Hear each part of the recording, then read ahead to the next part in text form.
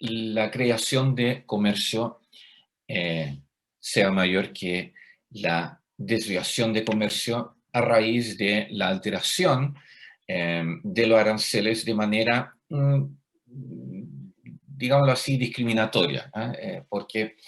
los acuerdos comerciales rompen con la idea de la nación más favorecida porque uno extiende un beneficio a un país o a un conjunto de países en particular, los aranceles preferenciales. Lo que vamos a hacer hoy día es ver concretamente algunos proyectos de integración económica que pueden ser de distinta intensidad. Si vemos un mapa del mundo, podemos ver aquí la existencia de bloques regionales importantes. Bueno, los distintos colores indican los distintos bloques económicos que también pueden tener una distinta medida, un distinto grado de intensidad de integración. Es decir, la Alianza del Pacífico, por ejemplo, que no está acá, tiene una intensidad, una profundidad de integración muy distinta a, por ejemplo, la Unión Europea. Pero vemos que efectivamente el mundo está dividido en varios bloques regionales. Vemos acá otra división o otros bloques económicos. No necesariamente un país solo pertenece a un solo bloque. Por ejemplo, incluso en la Unión Europea existe otra unión aduanera alojada dentro de la Unión Europea, que es Benelux, por ejemplo. Y así un país puede pertenecer a distintos bloques regionales. Ahora, a medida que el bloque sea más profundo, sea más integrador, más difícil es que pertenezca a más de un bloque al mismo tiempo. Aquí también el continente un tanto olvidado, también en los estudios internacionales. Aquí también podemos ver algunos bloques regionales activos en África. Sin duda, uno de los proyectos de integración más importantes es la Unión Europea, como se conoce hoy en día. Tiene una larga historia de medidas que han ido ampliando y profundizando la integración de los distintos países europeos, originalmente los países noroccidentales. Esto comienza, como ya les mencioné, con el Tratado de la Unión Aduanera Benelux, donde se juntaron Bélgica y Luxemburgo, que ya habían firmado un tratado llamado Bleu, y se suman entonces los Países Bajos en un intento de unir fuerzas como los países más pequeños de Europa Occidental frente a los países más grandes cuyos conflictos habían llevado o mejor dicho, habían arrastrado a los países más pequeños en los conflictos. Y esto prácticamente desde la guerra napoleónica en adelante. Finalmente, este espíritu también invade a los otros países, aunque originalmente el eje Alemania-Francia tenía que ver más bien con un intento de dejar atrás los conflictos que habían afectado el continente a partir al menos de ese siglo XIX, y el espíritu de la posguerra era justamente buscar cosas que podían tener en común los países y intentos por acercarse, porque por muy países vecinos que fueran, había todavía un desconocimiento respecto del otro,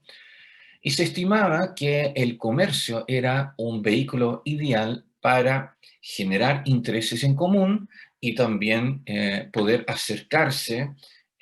culturalmente, políticamente entre los países. Y ahí nace entonces la Comunidad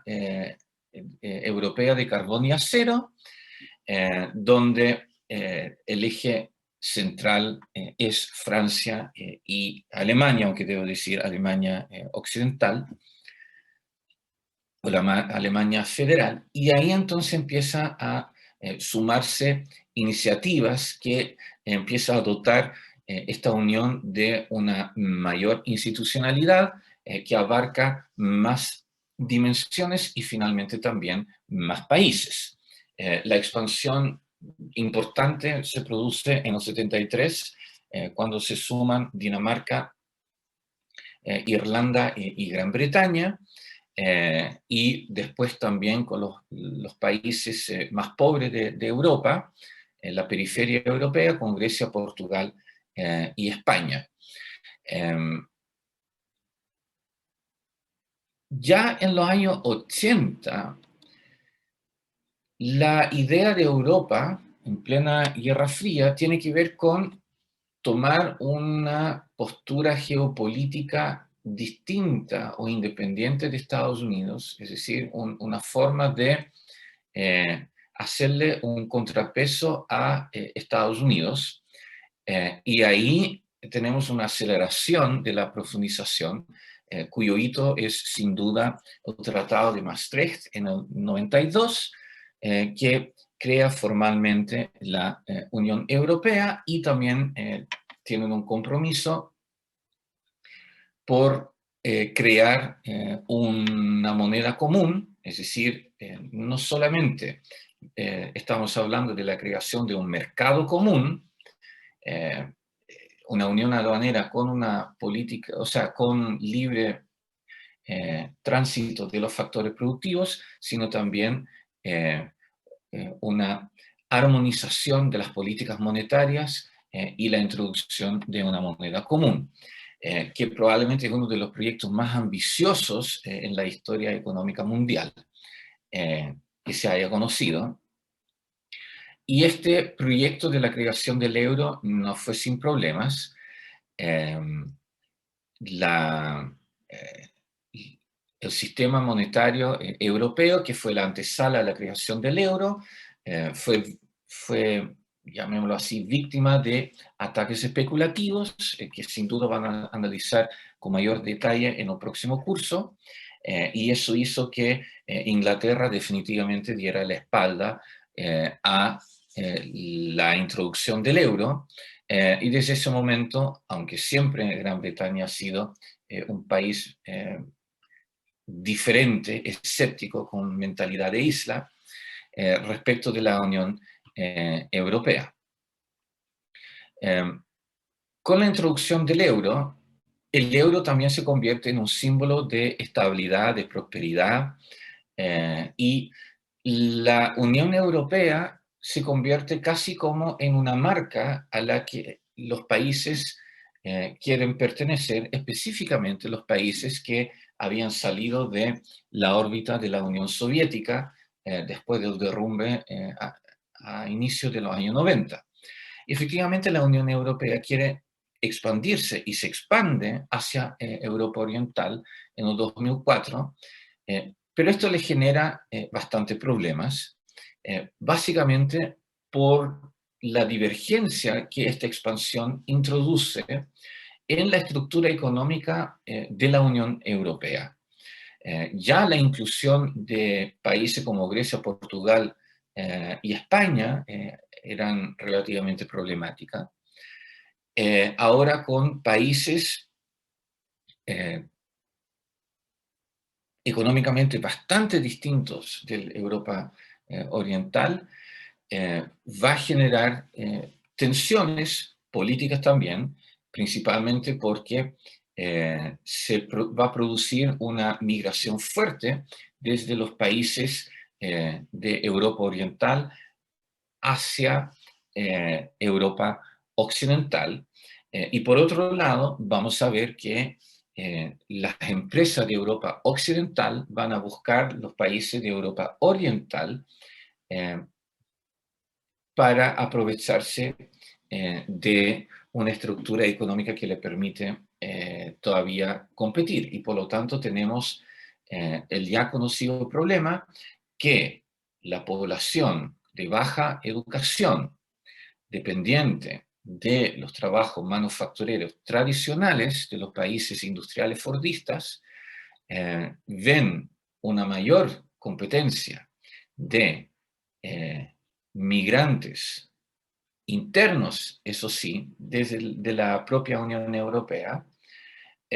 y además ven que los puestos de trabajo a los que ellos pueden acceder se hace siempre más escaso por el traslado de los lugares de producción a Europa Oriental. Es decir, los polacos, los rumanos sobre todo, han generado por harta resistencia en los países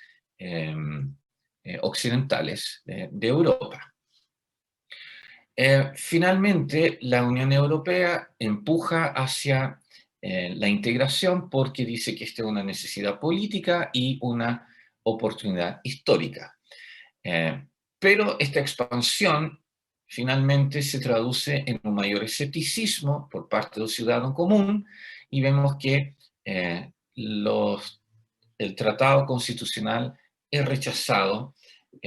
por varios países y se aprueba solamente una versión light 3 años después, que es el Tratado de Lisboa.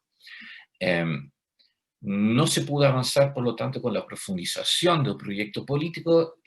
transformarlo en los estados federados europeos, por decirlo de alguna manera. No se ha logrado y se ve muy difícil que lo puedan hacer actualmente. A eso se suma la crisis económica del 2008, que coloca en tela de juicio el euro. Vemos que los países de la periferia europea, Portugal, Italia, Grecia y España, los así llamados países PEGs, resienten mucho esta crisis, y también es un bautizo de fuego, digamos, del propio euro. Es la primera crisis económica que debe sortear, y el Banco Central Europeo y básicamente Alemania promueve la implementación de una política más bien, ¿cómo se podría decir?, de cautela, de protección al euro, porque si el euro se derrumbe en esta crisis, significa que el euro ya se puede considerar un proyecto fracasado. Y por lo tanto se implementa una política monetaria más bien restrictiva,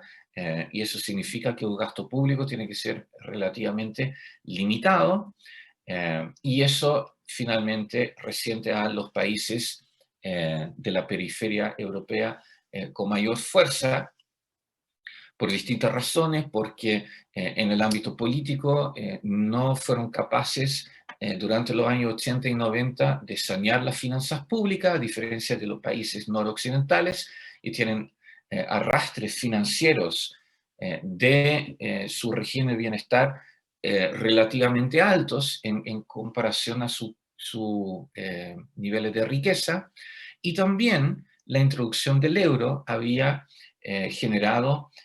un equilibrio, un arbitraje, se podría decir, entre los distintos niveles de competitividad de los países, y específicamente los países que antiguamente, antes de la introducción del euro, habían tenido monedas relativamente caras, fuertes, como Alemania principalmente. Por la introducción del euro, que es un promedio de todas las economías, se vio beneficiada en su competitividad, porque la introducción del euro de alguna manera había introducido una devaluación de su moneda, y eso le dio un boom a la exportación alemana. Es decir, el boom de la exportación alemana, gracias a la introducción del euro, es impresionante. Por otro lado, los países que tenían monedas débiles, como España, Portugal, Italia, vieron afectadas su competitividad de una manera negativa por la introducción del euro, porque la introducción del euro había significado una revaluación de su moneda. Entonces tenemos ahí un doble efecto, una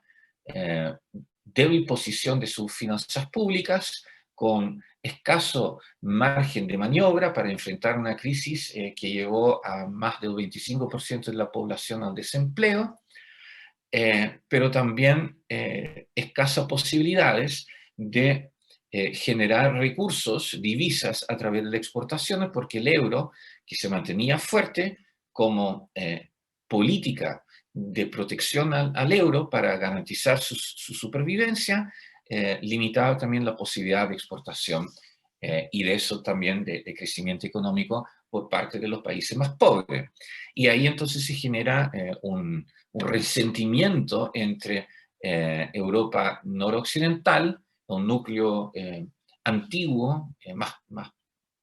pudiente, digamos, de la Unión Europea, y los países más pobres. Ahora con la pandemia, de nuevo, se han visto declaraciones bastante fuertes entre el primer ministro neerlandés, por ejemplo, contra los países PIGS, con mayor o menor respaldo de los otros países. Y a eso se suma también la salida de Gran Bretaña con el Brexit, que cuestiona el futuro político de la Unión Europea. Así es que vemos que el avance de la Unión Europea se ve bastante complicado en la última década. ¿Por qué vemos que un proyecto como la Unión Europea pueda existir? ¿No? ¿Por qué estados deciden voluntariamente traspasar parte sustancial de su soberanía a una institución central como la Unión Europea? Y ahí vemos básicamente tres explicaciones. La primera proviene del neofuncionalismo, que dice que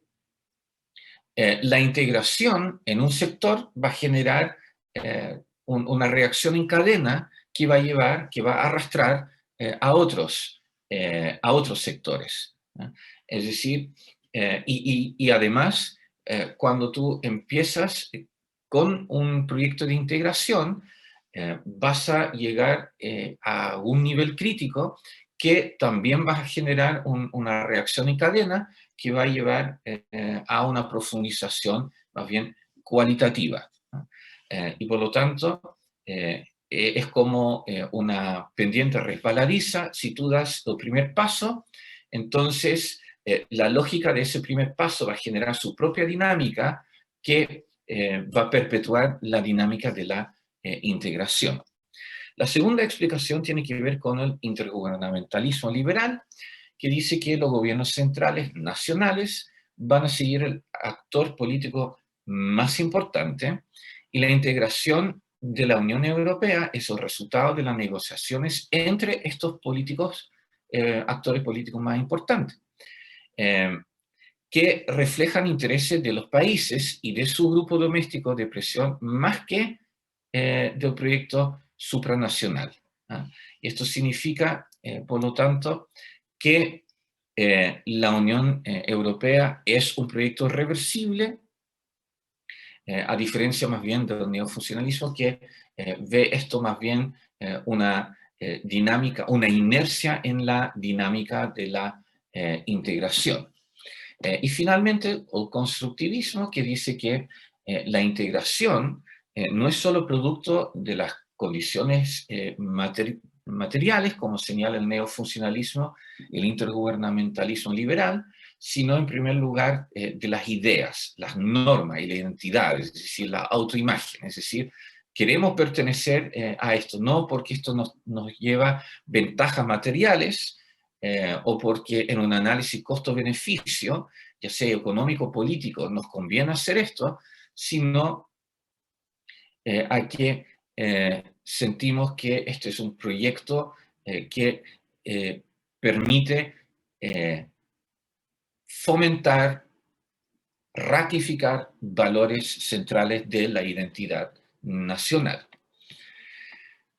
Ok, veamos otro proyecto que quizá no es tan ambicioso como la Unión Europea, pero sí fue bastante importante porque constituye el primer tratado o acuerdo comercial regional entre un país más desarrollado y otro menos desarrollado, que fue el TLCAN, ahora llamado el TEMEC. Originalmente Estados Unidos se oponía tajantemente a estos acuerdos regionales comerciales porque estimaba que un multilateralismo era el vehículo más apropiado y el único en realidad para poder llevar adelante la, eh, la eliminación de las barreras comerciales. Sin embargo, el derrumbe de la institucionalidad de Bretton Woods y el debilitamiento de la hegemonía estadounidense lleva a que Estados Unidos implemente en los 74 el así llamado US